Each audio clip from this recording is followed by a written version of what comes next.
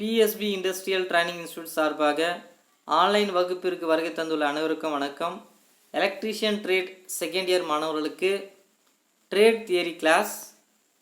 நம்ம ட்ரேட் தியரியில் என்ன பார்க்க போகிறோம் அப்படின்னா, transmission and distribution presented by T Sathish. இதுக்கு முன்னாடி நம்ம என்ன பாடம் பார்த்தோம் அப்படின்னா, பவர் பிளான்ட் அப்படின்னு ஒரு பாடம் பார்த்தோம். பவர் பிளான்ட் அப்படின்னா பவர் உற்பத்தி பண்ணக்கூடிய இடம், ஜென்ரேட்டிங் ஸ்டேஷன் சொல்லுவாங்க. இப்போ ஒரு பவர் உற்பத்தி பண்ணிடுறாங்க. அந்த பவர் நம்மளுக்கு எப்படி சேருது, அதுக்கு என்னென்ன ரீசன் பார்த்தீங்கன்னா, 3 மெயின் காம்பனன்ட் சொல்லுவாங்க. அதாவது டிரான்ஸ்மிஷன், ஃபஸ்ட்டு பவர் ஜென்ரேட் பண்ணிடுறாங்க, ஜெனரேட்டிங் ஸ்டேஷன். அதுக்கப்புறம் டிரான்ஸ்மிஷன் பண்ணுவாங்க அண்ட் டிஸ்ட்ரிபியூட் பண்ணுவாங்க. இந்த 3 டாபிக் தான் பவர் சிஸ்டம் அப்படின்னு சொல்லுவாங்க.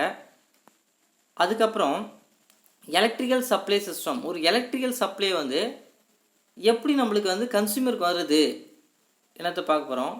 தி electrical energy generated from the power plant. அதாவது ஒரு எலக்ட்ரிக்கல் எனர்ஜியை எங்கேருந்து நம்ம ஜென்ரேட் பண்ணுறாங்கன்னா பவர் பிளான்ட்லேருந்து has to be supply to the consumer. அது நம்மளுக்கு எடுத்தாந்து கன்சியூமர் நம்ம ஓகேங்களா, நம்மளுக்கு எடுத்தாந்து கொடுக்குறாங்க.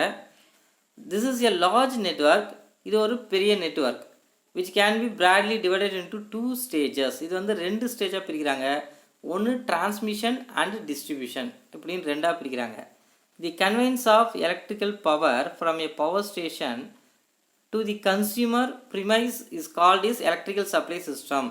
The electrical power supply system consists of 3 main components. என்னென்ன components பார்த்தீங்கன்னா, ஏற்கனவே நான் சொன்னேன் பவர் சிஸ்டம் பவர் ஸ்டேஷன் சொல்லலாம் அல்லது generating station, the transmission line and distribution system. The power is produced at the power plant which is away from the consumer. It has to be transmitted over long distance to the load center by the transmission and to the consumer through the distribution network. Next என்ன பார்க்க போகிறோம்னா, generating station. அதாவது மின்சாரத்தை power பிளான்ட்லேருந்து generate பண்ணிடுறாங்க. Generate பண்ணுற இடத்துலேருந்து consumer நம்மளுக்கு வரக்கூடிய இடம் ரொம்ப லாங் டிஸ்டன்ஸாக இருக்கும். ஆனால் அங்கேருந்து நம்மளுக்கு எப்படி இந்த பவர் கிடைக்குதுன்னு பார்த்தீங்கன்னா, இப்போ ஒரு டயக்ராம் ஒன்று கொடுத்துருக்கேன். இந்த டயக்ராம் பார்த்தீங்கன்னா, இது லே அவுட் டயக்ராம் சொல்லுவாங்க. இந்த லே அவுட் டயக்ராமில் ஃபஸ்ட்டு நம்மளுக்கு ஏசி சிம்பிள் போட்டு ஒரு ரவுண்டு போட்டிருக்கு. அது ஜெனரேட்டிங் ஸ்டேஷன், பவர் உற்பத்தி பண்ணக்கூடிய இடம், அதாவது பவர் பிளான்ட் அப்படின்னு சொல்லலாம். எவ்வளோ பவர் நம்மளுக்கு உற்பத்தி பண்ணுறாங்க? 11 kV. இந்த 11 kVயை ஸ்டெப் அப் பண்ணுறாங்க பாரு. இது எதுடைய சிம்பிள்? டிரான்ஸ்ஃபார்மருடைய சிம்பிள். வைண்டிங்னா இருக்குது. அதாவது வரக்கூடிய வோல்டேஜை ஃபஸ்ட்டு வைண்டிங் பார்த்தீங்கன்னா நம்பர் ஆஃப் டர்ன்ஸ் கம்மியாக இருக்குது, அடுத்து நம்பர் ஆஃப் டர்ன்ஸ் அதிகமாக இருக்குது. அப்போ இது ஸ்டெப் அப் டிரான்ஸ்ஃபார்மர். ஒரு டிரான்ஸ்ஃபார்மருடைய வைண்டிங் பார்த்து அது ஸ்டெப் அப் டிரான்ஸ்ஃபார்மரா ஸ்டெப் டவுன் டிரான்ஸ்ஃபார்மரானதை ஐடென்டிஃபை பண்ணிடலாம். அப்போ முதல்ல நம்மளுக்கு இருக்கிறது நம்பர் ஆஃப் டர்ன்ஸ், அதாவது வைண்டிங்குடைய டர்ன்ஸ் குறைவாக இருக்குது, அடுத்தது பார்த்தீங்கன்னா அதிகமாக இருக்குது. அப்போ இது ஸ்டெப் அப் டிரான்ஸ்ஃபார்மர். உற்பத்தி பண்ணக்கூடிய 11 kVயை எவ்வளோ ஸ்டெப் அப் பண்ணுறாங்க? 11 kVயை 220 kVயா கிலோ வோல்ட்டாக ஸ்டெப் அப் பண்ணுறாங்க. ஓகேங்களா? சரி, நம்மளுக்கு 11 kV உற்பத்தி பண்ணுறாங்க. நம்ம எதுக்கு இது 22 kVயா ஸ்டெப் அப் பண்ணணும் அப்படின்னு பார்த்தீங்கன்னா, ஜென்ரேட் பண்ணுற இடத்துலேருந்து நம்மளுக்கு கன்சியூமர் வரக்கூடிய இடத்து வரையும் இந்த லாங் டிஸ்டன்ஸில் ஏகப்பட்ட ப்ராசஸ் இருக்குது. ஸோ இந்த ப்ராசஸில் இந்த ஓல்டு எல்லாமே என்னன்னா சம் லாஸஸ் ஏற்படும். இந்த லாஸஸ் டேலி பண்ணது தான் என்ன பண்ணுறாங்க அப்படின்னா, 11 kV step out transformer use பண்ணி வோல்டேஜை ஸ்டெப் அப் பண்ணுறாங்க. ஓகேங்களா? சரி, இப்போ என்ன பண்ணியாச்சு, ஜென்ரேட்டிங் ஸ்டேஷன்லேருந்து 11 kVயை 220 kVயை ஸ்டெப் அப் பண்ணியாச்சு. இதுக்கு அடுத்து ஸ்டெப் அப் இப்போ இந்த இடம் எங்கே அப்படின்னு பார்த்தீங்கன்னா ஜென்ரேட்டிங் ஸ்டேஷன்லேயே முடிஞ்சிருது. ஓகேங்களா? பவர் பிளான்ட்டை பவர் பிளான்ட்லேயே இது இங்கேருந்து வரக்கூடிய பவர் ஒரு இடத்துல ரிசீவ் பண்ணுவாங்க. ஓகேங்களா? அதை தான் ரிசீவிங் ஸ்டேஷன் அப்படின்னு சொல்லியிருக்காங்க பாருங்கள். ரிசீவிங் ஸ்டேஷன் அதோடைய வைண்டிங் பார்க்கலாம். ஃபஸ்ட்டு வைண்டிங் பார்த்தீங்கன்னா நம்பர் ஆஃப் டர்ன்ஸ், சுற்றுகள் எண்ணிக்கை அதிகமாக இருக்குது. அடுத்து பார்த்தீங்கன்னா நம்பர் ஆஃப் டர்ன்ஸ் குறைவாக இருக்குது. அப்போ இது ஸ்டெப் டவுன் டிரான்ஸ்ஃபார்மர். எவ்வளோ வோல்டேஜ் ஸ்டெப் டவுன் பண்ணிங்கன்னா 220 kVயை 33 kVயை ஸ்டெப் டவுன் பண்ணுது. ஓகேங்களா? ஸ்டெப் டவுன் பண்ணி அதுக்கப்புறம் எங்கே அனுப்புகிறாங்க? ரிசீவிங் ஸ்டேஷன்லேருந்து எங்கே போகுது அப்படின்னு பார்த்தீங்கன்னா சப்ஸ்டேஷனுக்கு போகுது. எது மூலியமானா பை மீன்ஸ் ஆஃப் ஃபீடர் மூலிமா என்ன பண்ணுறாங்க அப்படின்னா சப்ஸ்டேஷனுக்கு அனுப்புகிறாங்க. ஓகேங்களா? 220 kVயை 33 kVயை ஸ்டெப் டவுன் அப்படின்னா வோல்டேஜை கம்மி பண்ணுறாங்க. ஓகேங்களா? கம்மி பண்ணி சப்ஸ்டேஷனுக்கு அனுப்பிச்சிடுறாங்க. அந்த சப்ஸ்டேஷன்லேருந்து எவ்வளோ 33 கேவியை 6.6 கேவியா என்ன பண்ணியிருக்காங்கன்னா திரும்பியும் ஸ்டெப் டவுன் பண்ணுறாங்க, ஸ்டெப் டவுன் டிரான்ஸ்ஃபார்மர் பயன்படுத்தி. அதுவும் இல்லாமல் அந்த சப்ஸ்டேஷன்லேருந்து வேறு எங்கே போகுதுன்னு பார்த்தீங்கன்னா ஒரு ஆரோ மார்க் போட்டு சொல்லியிருக்காங்க பாரு, to large bulk load like factories industrious. அப்போ சப்ஸ்டேஷன்லேருந்து எங்கே போகுதுன்னு பார்த்தீங்கன்னா ஃபேக்ட்ரினா என்ன பண்ணுறாங்கன்னா ஃபீடர் மூலிமா சப்ளை அனுப்பிச்சிட்றாங்க. ஓகேங்களா, அனுப்புகிறாங்க. இதை தான் என்ன சொல்லுவாங்க அப்படின்னா ப்ரைமரி டிஸ்ட்ரிபியூஷன் சொல்லுவாங்க. அதாவது ஒரு சப்ஸ்டேஷன்லேருந்து ஃபேக்ட்ரி இண்டஸ்ட்ரீஸ்க்கு அனுப்புறது வந்து ப்ரைமரி டிஸ்ட்ரிபியூஷன் அப்படின்னு சொல்லுவாங்க. ஓகேவா, அங்கே ஏன் அது ப்ரைமரின்றாங்கன்னா அது எல்லாமே வந்து வோல்டேஜில் இருக்காது, வோல்டேஜ் வந்து அதிகமாக இருக்கும், கேவி ரேட்டிங்கில் இருக்குது. இப்போ 440 வோல்டேஜ், 6.6 கேவினத்து ஹை வோல்டேஜ். ஓகேங்களா, ரேடிங் வந்து எக்ஸ்ட்ரா ஹை வோல்டேஜ் அதெல்லாம். ஓகேங்களா, ரேடிங் கூடுது.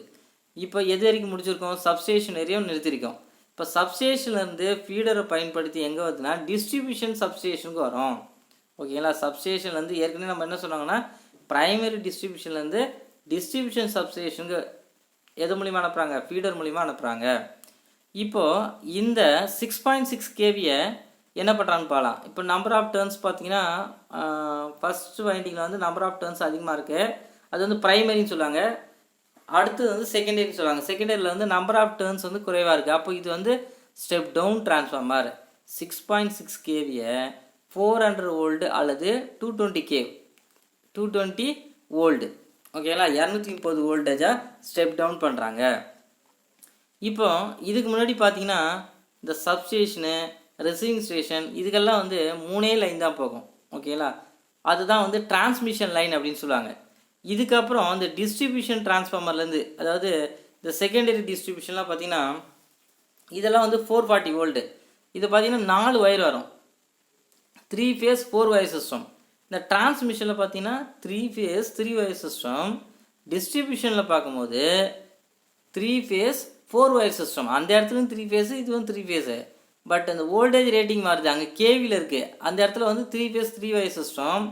நம்மளுக்கு இந்த டிஸ்ட்ரிபியூட்டரில் வந்து 3 ஃபேஸ் 4 ஒயர் சிஸ்டம். ஓகேங்களா, அதுக்கப்புறம் செகண்டரி டிஸ்ட்ரிபியூஷன் ஒரு ஆரோ மார்க் போட்டிருக்கு. ஓகேங்களா, இந்த டிஸ்ட்ரிபியூட்டர்லேருந்து கன்சியூமர்னால் நம்மளுக்கு வீட்டுக்கு வந்து சேரும். ஓகேங்களா, நம்மளுக்கு எல்லாம் இந்த ஸ்ட்ரீட் லைன் இதெல்லாம் பார்த்துருக்கோம். ஒரு கம்பம் போட்டு அதில் வந்து இன்சுலேட்டர் இருக்கும், 3 இன்சுலேட்டர் இருக்கும், ஒரு சின்ன ஒரு அயன் பீஸ் மட்டும் இருக்கும். அந்த அயன் பீஸில் மட்டும் நியூட்ரல் போகும். எதெல்லாம் இன்சுலேட்டர் பயன்படுத்தியிருக்காங்களோ அதெல்லாம் வந்து ஃபேஸ் போகும். ஓகேங்களா, அதை என்ன சொல்லுவாங்க அப்படின்னா 3 ஃபேஸ் 4 ஒயர் சிஸ்டம் அப்படின்னு சொல்லுவாங்க. ஓகேங்களா, இதுவே 3 ஃபேஸ் 3 ஒயர் சிஸ்டம் எடுத்து வோல்டேஜ் ரேட்டிங் வந்து அதிகமாக இருக்கும். ஓகேங்களா, இதுதான் வந்து இந்த லேஅவுட் டயக்ராம். நெக்ஸ்ட்டு பார்த்தீங்கன்னா எலமெண்ட்ஸ் ஆஃப் டிஸ்ட்ரிபியூஷன் சிஸ்டம்.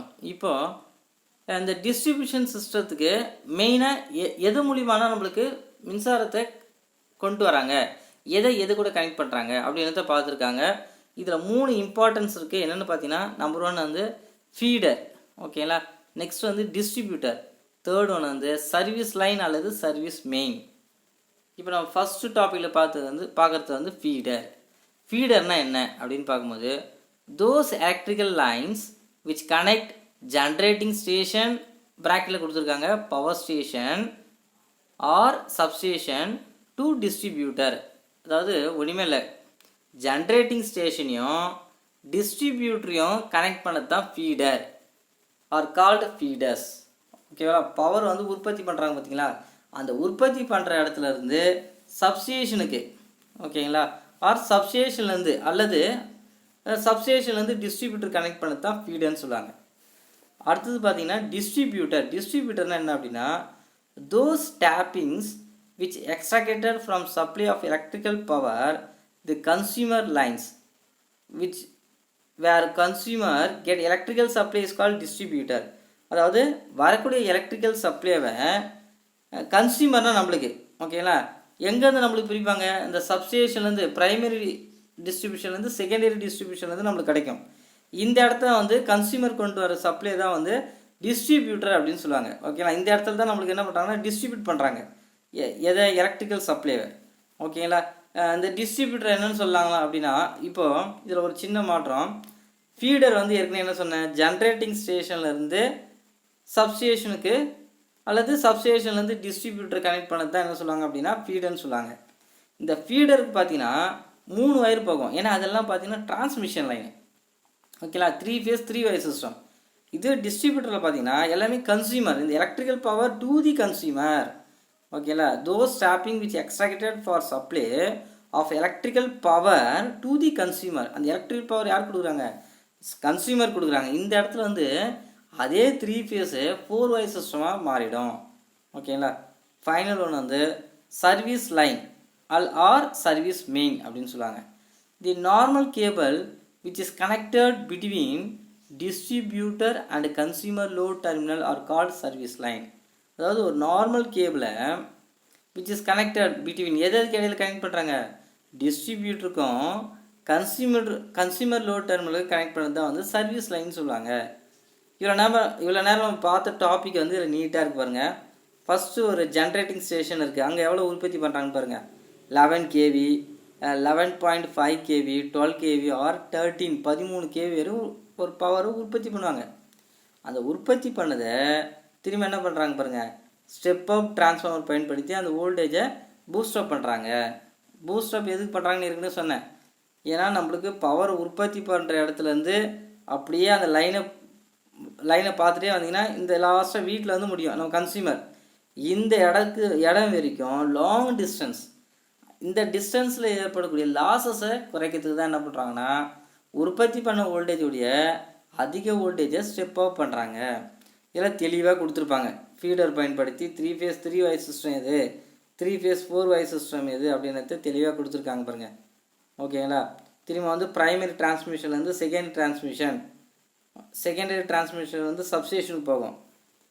அங்கேருந்து ப்ரைமரி டிஸ்ட்ரிபியூஷன்லேருந்து செகண்டரி டிஸ்ட்ரிபியூஷன், ஒவ்வொன்றுத்துக்கும் ஒவ்வொரு டிரான்ஸ்ஃபார்மர். ஓகேங்களா, அதாவது எந்தெந்த செகண்டரி டிரான்ஸ்மிஷனில் ஒரு டிரான்ஸ்ஃபார்மர், ப்ரைமரி டிரான்ஸ்மிஷனில் ஒரு என்ன டிரான்ஸ்ஃபார்மர் பயன்படுத்துகிறாங்களோ செகண்டரியில் என்ன பயன்படுத்துகிறாங்க பாருங்கள். அங்கே ஸ்டெப் அப் இருந்தால் இங்கே ஸ்டெப் டவுன். ஓகேங்களா, அதுக்கப்புறம் பாருங்கள் செகண்டரி டிரான்ஸ்மிஷன்லேயே 2 ஸ்டெப் டவுன் டிரான்ஸ்ஃபார்மர் பயன்படுத்தியிருக்காங்க. ஓகேங்களா, இங்கே பார்த்தீங்கன்னா 220 kV வந்து 66 kV ஸ்டெப் டவுன் பண்ணுறாங்க. இதில் பார்த்தீங்கன்னா 11 kV வந்து 440 வோல்டேஜாக ஸ்டெப் டவுன் பண்ணுறாங்க. இது அதுக்கப்புறம் வந்து கன்சியூமர் கொண்டு வராங்க. ஓகேங்களா, இல்லை தெளிவாக நீட்டாக பிக்சராக கொடுத்துருக்கு. இதுக்கு முன்னாடி வந்து லே அவுட்டாக நடத்தினேன். அடுத்தது வந்து லைன் இன்சுலேட்டர் அப்படின்னு சொல்லுவாங்க. இப்போ இது வரைக்கும் நம்ம என்ன பார்த்தோன்னா பவர் வந்து உற்பத்தி பண்ணிடுறாங்க, அதை டிரான்ஸ்மிட் பண்ணுறாங்க, அது எதாவது கன்சியூமர்கிட்ட கொடுக்குறாங்க. ஓகேங்களா, இது வரைக்கும் பார்த்தேன். இப்போது இந்த பவர் எல்லாம் எது மூலிமா கொண்டு வராங்க? கண்டக்டர் மூலிமா கொண்டு வராங்க. ஓகேவா, கண்டக்டர். அந்த கண்டக்டர் வந்து எது மேலே உட்காருது, எதில் சப்போர்ட் ஆகுதுன்னு பார்த்தீங்கன்னா இன்சுலேட்டர் அப்படின்னு சொல்லுவாங்க. ஓகேங்களா, இன்சுலேட்டர்னால் என்ன அப்படின்னு சொல்கிறேன். The aim of using a line insulator, அதாவது இந்த லைன் இன்சுலேட்டரை பயன்படுத்தக்கூடிய குறிக்கோள் என்ன அப்படின்னா, இப்போ லைன் இன்சுலேட்டர்லாம் எங்கே பயன்படுத்துவாங்க அப்படின்னா ஓவர் ஹெட் லைன் சொல்லுவாங்க. கம்பத்தில் போகக்கூடிய லைன் இதெல்லாம் வந்து ஓவர் ஹெட் லைன் அப்படின்னு சொல்லுவாங்க. The aim of using a line insulator in an overhead line is to hold the live conductor to prevent leakage of current from the conductor to the pole. This are made up of porcelain clay and are thoroughly glazed to avoid the absorption of moisture from the atmosphere. அதாவது insulator வந்து அதோடைய தன்மை எப்படி இருக்கணும், அது எதுக்கு பயன்படுத்துகிறாங்க அப்படின்னா, ஃபஸ்ட்டு இன்சுலேட்டர் வந்து ஓவர் ஹெட் லைனில் பயன்படுத்துவாங்க. ஓவர் ஹெட் லைன்னா கம்பத்தில். ஓகேங்களா, சரி, இந்த இன்சுலேட்டரை ஏன் பயன்படுத்துகிறாங்க அப்படின்னா அந்த கண்டக்டரை தாங்கி பிடிக்கிறதே அந்த இன்சுலேட்டர் தான். அது மட்டும் இல்லாமல் இன்சுலேட்டர் வந்து மின்சாரத்தை கடத்தாத பொருளாக இருக்கணும். ஓகேயா, இது என்ன பண்ணும், இதில் வந்து எந்த ஒரு கரண்ட்டை வந்து ஃப்ளோ ஆகக்கூடாது, நாட் ஃப்ளோ தி கரண்ட் எதுவும் ஃப்ளோ ஆகக்கூடாது. அதுவும் இல்லாமல் வெயில் நல்ல மழை பெய்யும் அந்த டைமில் கூட வந்து கரண்ட் என்ன ஆகக்கூடாது, லீக்கேஜ் கரண்ட் வந்து ஏற்படக்கூடாது. பியூர் இன்சுலேட்டராக இருக்கணும். இந்த இன்சுலேட்டர் வந்து எதால் செய்யிருக்கு அப்படின்னா ஏற்கனவே போட்டிருக்காங்க பாருங்கள். திஸ் ஆர் மேட் ஆஃப் ப்ரோஸ்லினுடைய மெட்டீரியலில் தான் என்ன பண்ணியிருக்காங்க அப்படின்னா இன்சுலேட்டரை செஞ்சுருக்காங்க. அப்போ ப்ரோஸ்லினத்தினால அப்போ கீழே போட்டால் இது என்ன கூட உடைஞ்சிரும். ஓகேங்களா, இதுக்கு முன்னாடியே அது நம்ம ஃபிட் பண்ணும் போதே அந்த ப்ரோஸ்லினெல்லாம் வந்து பக்கா செக் பண்ணுறாங்க. அது வந்து மின்சாரத்தை கடத்தாத பொருளாக, அதில் ஏதாச்சும் டேமேஜ் இருக்கா, கிராக் இருக்கா, அதெல்லாம் பார்த்து தான் என்ன பண்ணுவாங்க அப்படின்னா அந்த ஓவர் ஹெட் லைனில் வந்து ஃபிட் பண்ணுவாங்க. ஓகேங்களா, சரி, அதுவும் இல்லாமல் இது வந்து ஹை டைஎலக்ட்ரிக் ஸ்ட்ரென்த்தாக இருக்கணும். ஓகேங்களா? எந்த மழையிலையோ காற்றுலையோ வந்து ரொம்ப காற்றடிக்கும். அந்த டைமில் கூட அந்த கண்டக்டர் வந்து என்ன பிடிக்கணும், தாங்கி பிடிக்கணும். ஓகேங்களா? சரி, இப்போ இந்த லைன் இன்சுலேட்டரில் என்னென்ன டைப் இருக்குன்னு பார்க்கலாம். The following are the common type of insulator in use. நம்ம எலக்ட்ரிக்கல் லைனில் அந்த ஃபாலோவிங் இன்சுலேட்டர் பின் வரக்கூடிய இன்சுலேட்டர்லாம் பயன்படுத்துகிறாங்க. ஃபஸ்ட்டு என்ன இன்சுலேட்டர்னு பார்க்கலாம். Pin type insulator, shackle insulator, suspension insulator, strain insulator, post insulator, stay insulator, disc insulator. இந்த மாதிரியான இன்சுலேட்டர்லாம் வந்து நம்ம எலக்ட்ரிக்கல் லைனில் பயன்படுத்துகிறாங்க. சரி, இதில் ஒவ்வொரு இன்சுலேட்டராக நம்ம பார்ப்போம். ஃபஸ்ட்டு வந்து பின் இன்சுலேட்டர் அப்படின்னு ஒரு இன்சுலேட்டர் வந்து நம்மளுக்கு ஷோ ஆகுது. இந்த இன்சுலேட்டர்லாம் நம்ம பார்ப்போம். இதெல்லாம் எங்கே பார்ப்போம்? ஓவர் லைனில் பார்ப்போம். சரி, இந்த இன்சுலேட்டருடைய தன்மை என்ன, இது எதுக்கு பயன்படுத்துகிறாங்க? அதாவது இன்சுலேட்டரில் வந்து எல்லா டைப்ஸ் சொன்னேன். ஒவ்வொரு இன்சுலேட்டரும் ஒவ்வொரு ரேஞ்ச் இருக்கும். இந்த இன்சுலேட்டர் வந்து இந்த ரேஞ்ச் வோல்ட்டில் தான் பயன்படுத்தணும். ஓகேங்களா? இதில் medium voltage, high voltage, extra high voltage அப்படின்னா வந்து வோல்டேஜ் வந்து பிரிப்பாங்க. ஓகேங்களா? அந்தந்த இன்சுலேட்டரில் தான் வந்து அந்தந்த வோல்டேஜை கொடுக்கணும். ஓகேங்களா? சரி, ஃபஸ்ட்டு வந்து பின் இன்சுலேட்டர் அப்படின்னு கொடுத்துருக்காங்க. The line conductor on straight running of pole. அதாவது லைன் கண்டக்டர் வந்து அந்த ஸ்ட்ரெயிட் ரன்னிங் ஆஃப் போலில் வந்து பின் இன்சுலேட்டர் ஆர் 3 டைப்ஸ். என்னென்ன டைப்னா single sheet, double sheet and triple sheet அப்படின்னு சொல்கிறேன். ஷீட் அப்படின்னா இந்த அடுக்கு. ஓகேங்களா? அந்த லேயராக அடுக்கடுக்காக இருக்குது, அதுதான் ஷீடுன்றாங்க. The single sheet insulator are used for low and medium voltage. அதாவது சிங்கிள் ஷீல்டு மட்டும் இருக்கா, ஒரே ஒரு ஷீல்டு மட்டும் இருக்குது அப்படின்னா இதை வந்து லோ அண்ட் மீடியம் வோல்டேஜில் பயன்படுத்தலாம். லோனா எவ்வளோ? ஒரு 220 வோல்டேஜ். அதோடைய மீடியம்னா ஒரு 440 வோல்டேஜ். ஓகேங்களா? 220லேருந்து 440 வோல்டேஜ் வரையும் பயன்படுத்தலாம். அதுக்கப்புறம் வந்து the double and triple pole insulator are used for over 3000 voltage. அதாவது இந்த ஷீட் இருக்குது பார்த்தீங்கன்னா, அந்த லேயர் வந்து டபுள் ரெண்டாவோ அல்லது ட்ரிபிளாக இருக்கும்போது எது வரைக்கும் பயன்படுத்தலாம் அப்படின்னா 3000 வோல்டேஜ் வரையும் பயன்படுத்தலாம். இதுதான் வந்து பின் இன்சுலேட்டருடைய தன்மை. ஓகேங்களா? அடுத்தது பார்த்தீங்கன்னா ஷெக்கல் இன்சுலேட்டர். ஓகேங்களா? இன்சுலேட்டர் வந்து எதுக்கு பயன்படுத்துகிறாங்க அப்படின்னா, shackle insulator are generally used for terminating of corner pole. இந்த கார்னர் கம்பம், போல் அப்படின்னா ஒன்றும் கிடையாது, கம்பம் தான். இந்த கார்னர் கம்பத்துலாம் வந்து இந்த மாதிரி இன்சுலேட்டர்லாம் வந்து கொஞ்சம் ஈஸியாக இருக்கும். ஓகேங்களா? கரெக்டாக ஸ்ட்ராங்காக அந்த கண்டக்டர் நிற்கும்.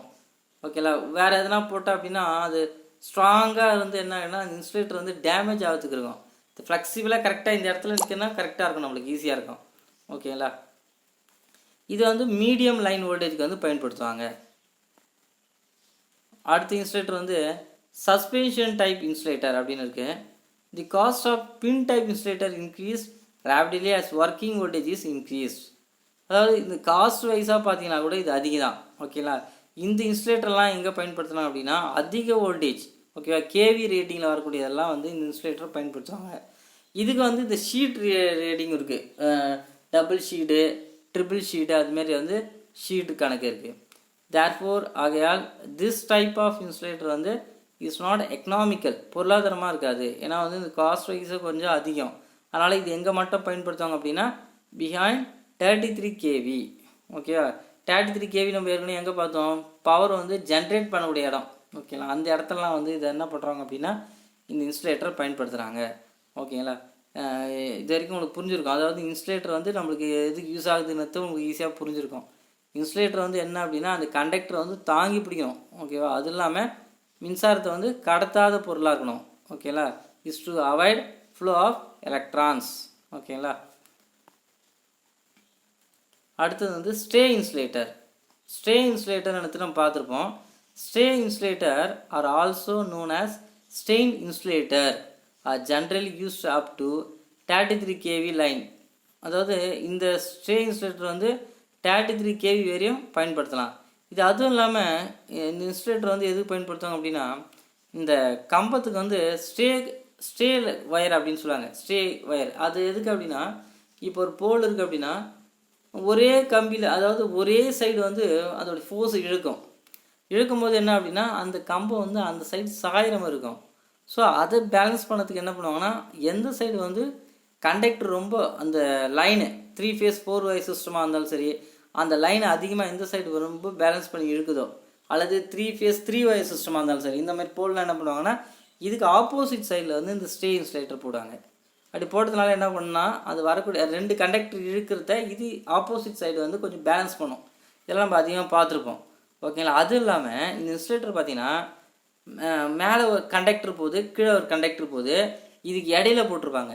எதுக்கு இந்த மாதிரி இடையில போடுறாங்க அப்படின்னா இப்போது ஏதோ ஒரு வயரோ ஏதோ டேமேஜ் ஆகி அந்த கண்டக்டரில் டச் ஆகுது. அப்போ என்ன ஆகும், அது அந்த கண்டக்டர் வழியாக அப்படி இது ஆல்ரெடி இந்த கண்டக்டர் வந்து எங்கே வந்து சப்போர்ட் பண்ணியிருப்பாங்க, தரையில் பூமியில் சப்போர்ட் பண்ணியிருப்பாங்க. ஏன் அப்படின்னா 2 பக்கமும் வந்து கண்டக்டர் இழுக்கிறதுனால இந்த கம்பம் வந்து ஏதோ ஒரு சைடு மட்டும் சாயிற மாதிரி இருக்கும். ஓகேங்களா. அதை அட்ஜஸ்ட் பண்ணதுக்கு பேலன்ஸ் பண்ணதுக்கு வந்து அதோடைய ஆப்போசிட் சைடில் வந்து இந்த ஸ்டே இன்சுலேட்டர் பயன்படுத்திடுவாங்க. இது ஆல்ரெடி வந்து இந்த ஸ்டே இன்சுலேட்டர் எடுத்தாந்து கம்பத்தில் தான், அதாவது கம்பத்துலேருந்து எடுத்தாந்து தரையில் வந்து கட்டிடுவாங்க. ஓகேங்களா. அதுக்கு தேவையான கான்கிரீட்லாம் போட்டு நீட்டாக ஃபிட் பண்ணுறாங்க. அப்படி இருக்கும்போது ஏதோ ஒரு லைனு கட்டாகி அந்த கண்டக்டரில் டச் ஆகிடுச்சு அப்படின்னா அந்த கண்டக்டர் லைன் அப்படியே கிரவுண்டில் பாஸ் ஆகும். சரி, அதனால் என்ன ஆகும் அப்படின்னா ஏதோ ஒரு ஆடு மாடோ நம்மளே என்ன ஆகுனா ஏதோ அதை பிடிப்போம், அல்லது மாடு கூட என்ன பண்ணும் அதை வந்து அந்த பக்கமாக போகும்போது அதில் டச் ஆனாலும் என்ன ஆகும் அப்படின்னா எலக்ட்ரிக் ஷாக் ஏற்படும். அதனால் ஒரு குறிப்பிட்ட இடத்துல வந்து அந்த இன்சுலேட்டர் பயன்படுத்திடுவாங்க. ஏதாச்சும் ஒரு லைனுக்கு டச் ஆனால் கூட அந்த மேலே நிற்கிற தவிர கீழே கிரவுண்டுக்கு வராது. ஓகேங்களா. இதுதான் ஸ்டே இன்சுலேட்டருடைய ஸ்பெஷாலிட்டி. இந்த இன்சுலேட்டர் எது வரைக்கும் பயன்படுத்தலாம் அப்படின்னா 33 kV வரையும் பயன்படுத்தலாம். ஏற்கனவே உங்களுக்கு சொன்னேன் ஒவ்வொரு இன்சுலேட்டருக்கு வந்து ஒவ்வொரு ரேஞ்ச் இருக்குது. இந்த வோல்டேஜ் வரையும் இந்த இன்சுலேட்டர் பயன்படுத்தணும் அப்படின்ட்டு சொல்லியிருக்கேன். அதுவும் இல்லாமல் இன்சுலேட்டர் பயன்படுத்தக்கூடிய மெயின் ரீசன் அப்படின்னு பார்த்தீங்கன்னா வயரை வந்து கண்டக்டரை வந்து தாங்கி பிடிக்கணும். அதேமாதிரி எந்த ஒரு லீக்கேஜ் கரண்ட்டை ஃப்ளோ ஆகக்கூடாது, டைஎலக்ட்ரிக் ஸ்ட்ரென்த்து அதிகமாக இருக்கணும். ஓகேங்களா. இதெல்லாம் ஒரு இருக்கிறதுனால தான் அந்த இன்சுலேட்டர் வந்து நம்மளுக்கு வந்து ஒரு வேளை அந்த இன்சுலேட்டர் வந்து டேமேஜ் ஆகிது அப்படின்னா ஏற்கனவே வந்து வெவ்வேறு இன்சுலேட்டரில் வந்து லைன் இருக்கும். ஏதோ ஒரு இன்சுலேட்டர் டேமேஜ் ஆகிடுச்சு அப்படின்னா அந்த லைன் வந்து இது கூட டச் ஆகி ஷார்ட் சர்க்யூட் ஏற்படும்.